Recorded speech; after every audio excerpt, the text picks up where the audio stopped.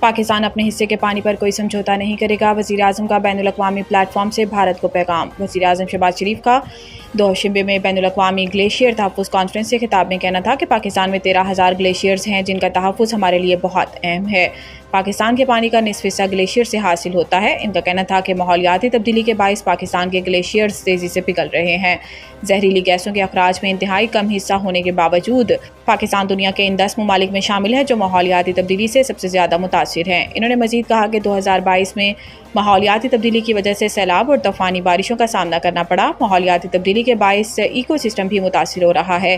وزیر اعظم پاکستان کا کہنا تھا کہ ترقی یافتہ ممالک ماحولیاتی تبدیلی کے چیلنج سے نمٹنے کے لیے اپنی ذمہ داریاں پوری کریں اور ترقی پذیر ممالک میں ارلی وارننگ سسٹم میں سرمایہ کاری بڑھائیں۔ بھارتی آبی جارحیت پر گفتگو کرتے ہوئے وزیر اعظم شہباز شریف کا کہنا تھا کہ بھارت کا سنٹاس معاہدے کو یک طرفہ طور پر معطل کرنے کا فیصلہ قابل مذمت ہے۔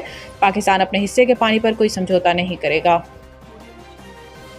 صدر زرداری نے بچوں کی شادی کی ممانعت کے بل پر دستخط کر دیے۔ قانون کے مطابق نکاح خواہ کوئی ایسا نکاح نہیں پڑھائے گا جہاں ایک یا دونوں فریق 18 سال سے کم عمر ہو۔ خلاف ورزی کرنے پر نکاح خواہ کو 1 سال قید اور 1 لاکھ روپے جرمانہ ہو سکتا ہے۔ 18 سال سے بڑی عمر کا مرد اگر کم عمر لڑکی سے شادی کرتا ہے تو اس سے 3 سال تک قید بمشقت ہوگی۔ بچوں کی شادی کی ممانعت کا بل قومی اسمبلی میں شرمیلا فاروقی نے پیش کیا تھا جبکہ سینیٹ میں یہ بل شری رحمان نے پیش کیا تھا۔ قانون میں کہا گیا ہے کہ عدالت کو علم ہو کہ کم عمر بچوں کی شادی کی جا رہی ہے تو وہ ایسی شادی کو روکنے کے لیے حکم جاری کرے گی۔ عدالت کو اطلاع دینے والا فریق اپنی شناخت چھپانا چاہے تو عدالت اسے تحفظ بھی دے گی۔ پاک بھارت حالیہ جنگ کے بعد فیلڈ مارشل عاصم منیر زیادہ مضبوط و مقبول ہوئے۔ معروف تھنک ٹینک انٹرنیشنل انسٹی ٹیوٹ فار اسٹریٹجک اسٹڈیز کے زیر اہتمام مذاکرے کے دوران شرکا نے اپنے خیالات کا اظہار کرتے ہوئے کہا کہ پاک بھارت حالیہ جنگ کے بعد جنرل عاصم منیر زیادہ مضبوط اور مقبول ہوئے۔ مذاکرے کا موضوع پاک بھارت عسکری تنازع اور علاقائی استحکام اور سلامتی کے امکانات تھا۔ مذاکرے میں شریک شرکا کا کہنا تھا کہ کسی غیر جانبدار یا کسی تیسرے ملک کی بات چیت سے استحکام میں مدد مل سکتی ہے۔ خیال رہے کہ رواں ماہ ہی وفاقی کابینہ نے جنرل سید عاصم منیر کو فیلڈ مارشل کے عہدے پر ترقی دینے کی منظوری دی تھی۔